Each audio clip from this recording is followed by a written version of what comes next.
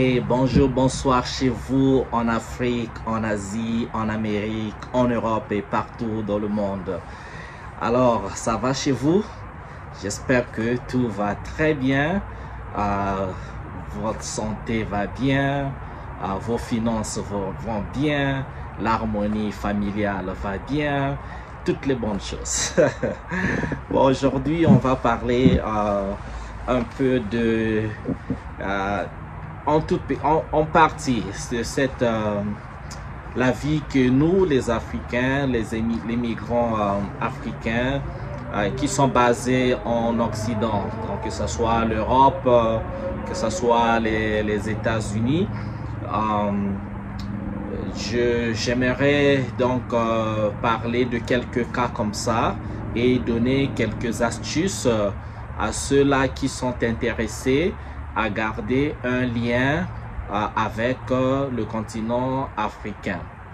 Vous savez, il y a beaucoup d'Africains, quand ils quittent leur pays d'Afrique, leur pays d'origine, en fait, quand ils partent, ils sont partis. Ça veut dire qu'ils n'ont plus de regard pour l'Afrique, ils n'ont plus le regard pour l'endroit d'où ils sont nés, pour quelque raison que ce soit. Donc, les raisons sont variables.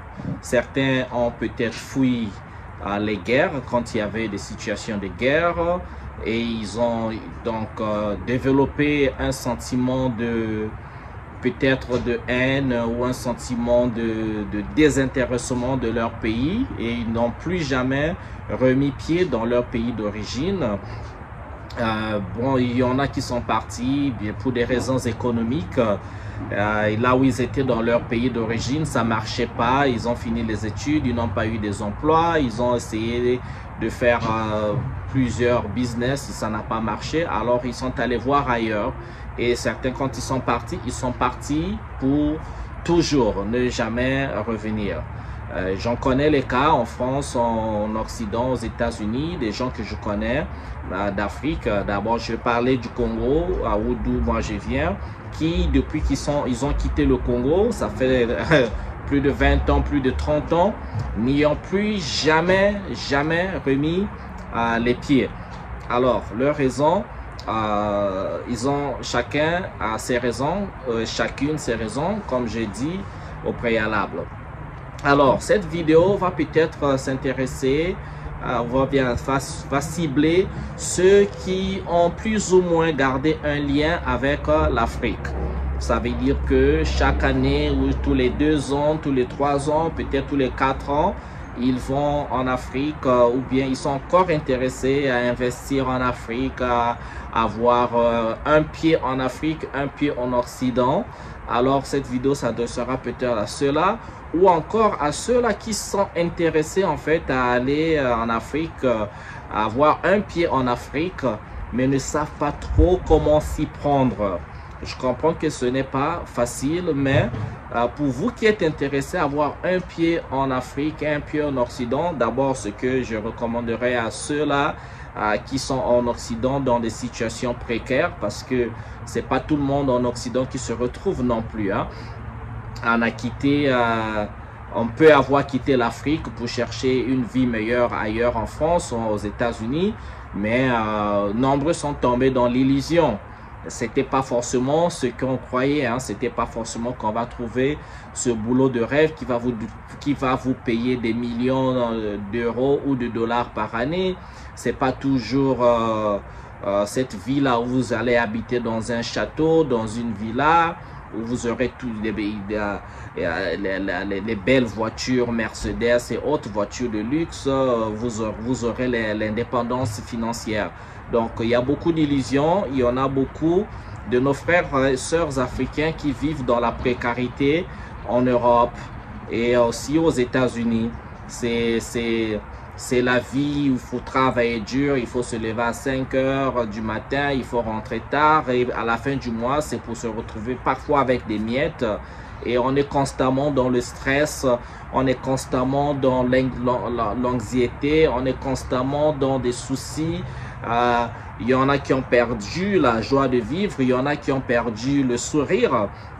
Et là, je le dis par expérience personnelle. J'ai un ami à moi avec qui nous étions à l'école au Congo, mais quand je l'ai retrouvé en France, en fait, il avait beaucoup de joie de vivre au Congo. C'était quelqu'un de toujours souriant, il riait beaucoup, il aimait bien en fait discuter. Mais je l'ai trouvé dans la dépression en France.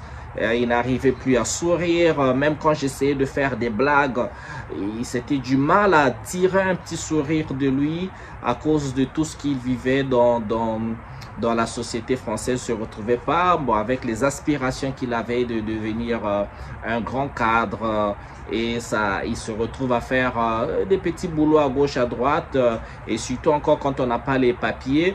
Vous savez hein, comment ça peut être la galère, et donc cette illusion, nombreux sont tombés dessus. Mais bien sûr hein, il y en a aussi qui se retrouvent parce que bon, la vie sourit à tout le monde différemment. La vie n'est pas dure à tout le monde au même degré. Donc les degrés diffèrent. Ok, il y en a qui se retrouvent bien. Ok, c'est pas une vidéo pour être négative. Bon, je vais revenir encore pour ceux qui sont intéressés. Donc moi je donne quelques astuces comme ça.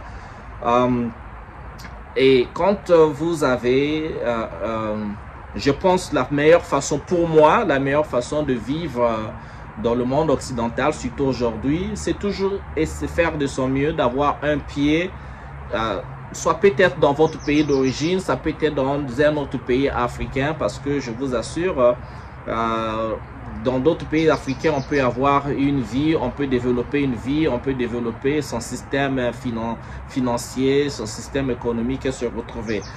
Il ne faudrait pas forcément penser que ça doit se passer dans votre pays natal, ok? Parce que l'Afrique, elle est grande, il y a des opportunités partout.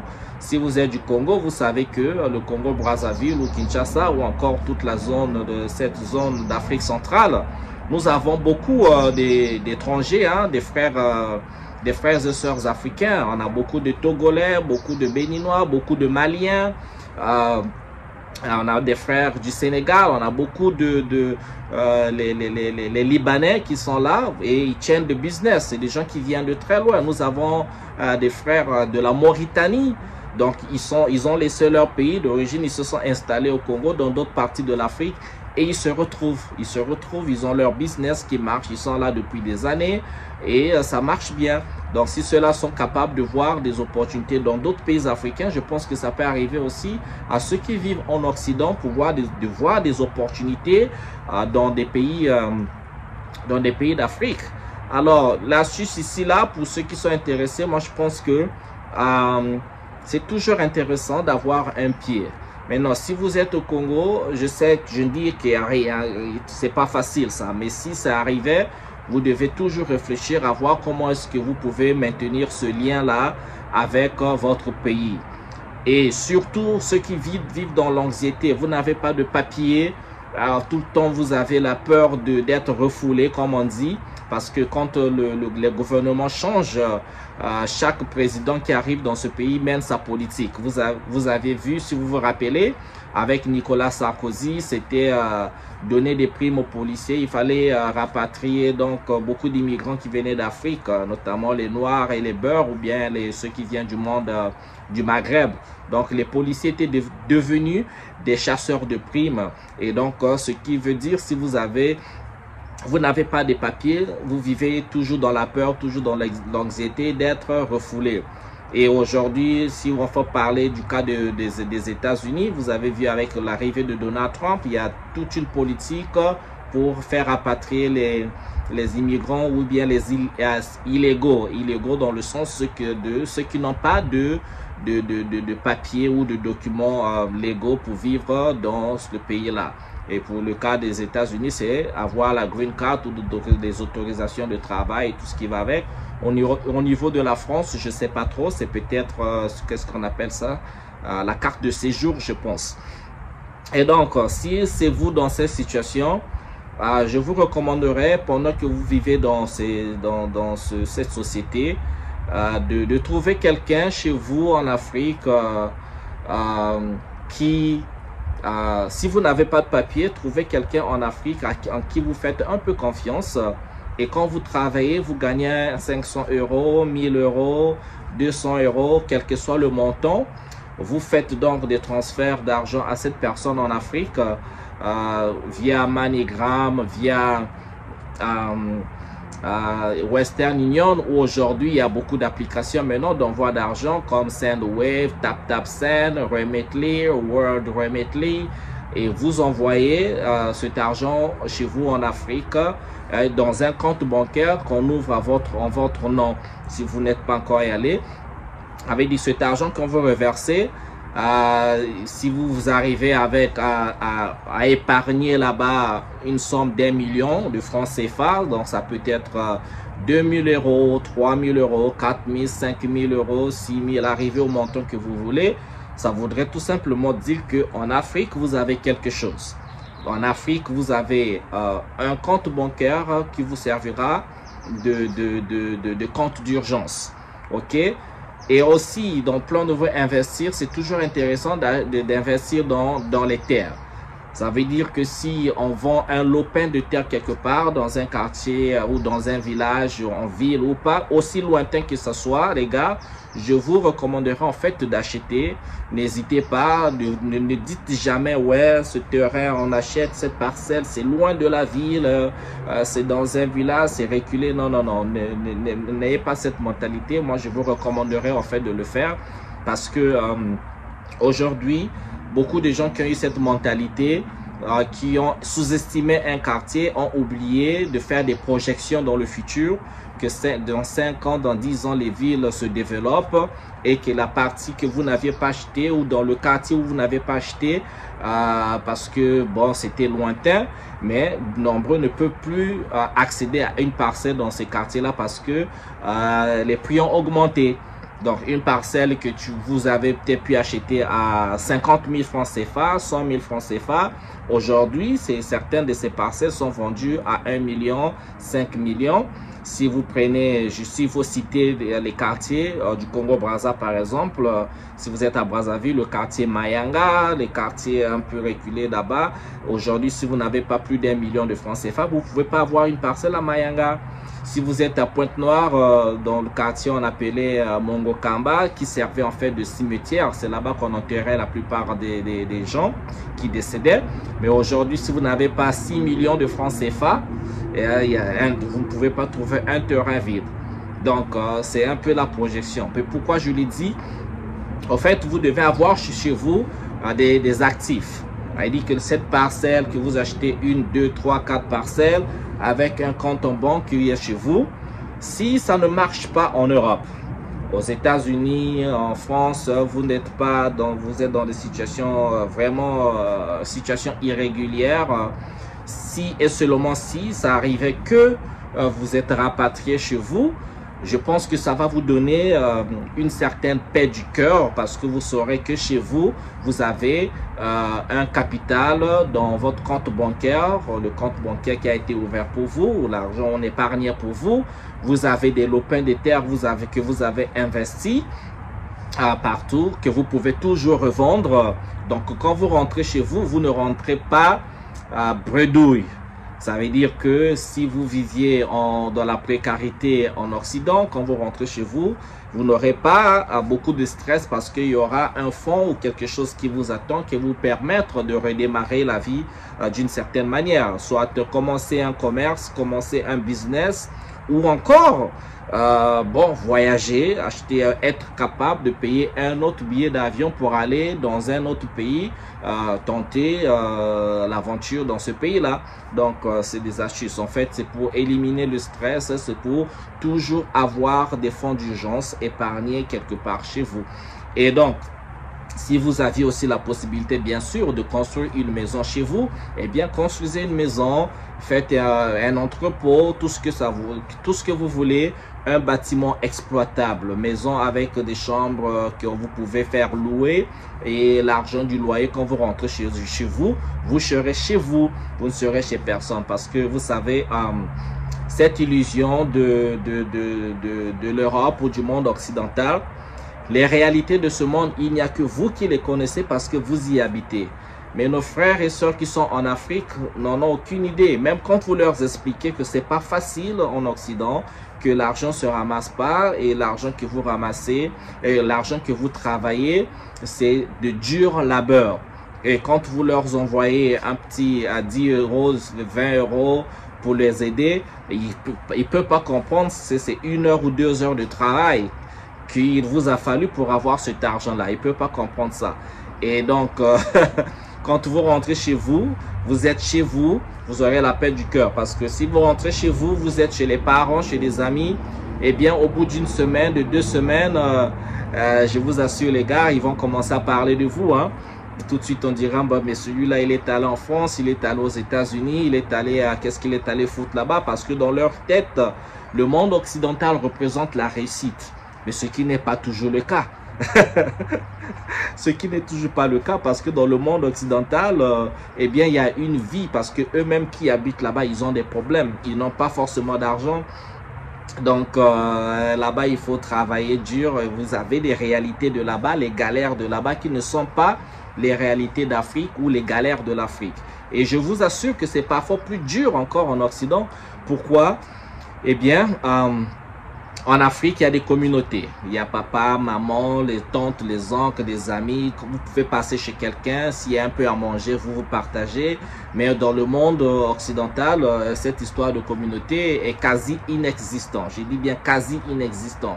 Ça dépend de la ville où vous êtes. Si vous êtes dans une grande ville comme à Paris, Bordeaux, peut-être Lyon, vous aurez des communautés africaines comme ça. Mais quand vous êtes dans des petites villes ou villes reculées, il n'y a pas beaucoup d'Africains, vous n'avez pas de communauté. Et vous savez comment nos amis européens vivent. Hein? Ils sont toujours dans leur solitude, toujours dans leur coin, chacun pour soi, Dieu pour tous. Ils sont leur vie, c'est la famille nucléaire à la limite, quoi. C'est pas la famille comme chez nous en Afrique, vous savez.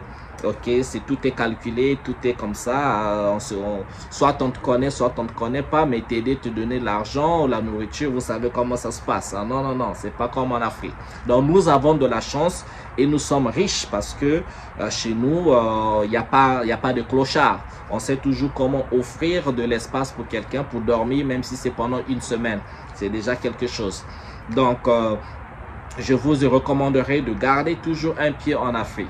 Maintenant, pour ceux qui ont des documents, qui peuvent avoir la chance de faire des tours en Afrique, il n'y a pas d'excuse.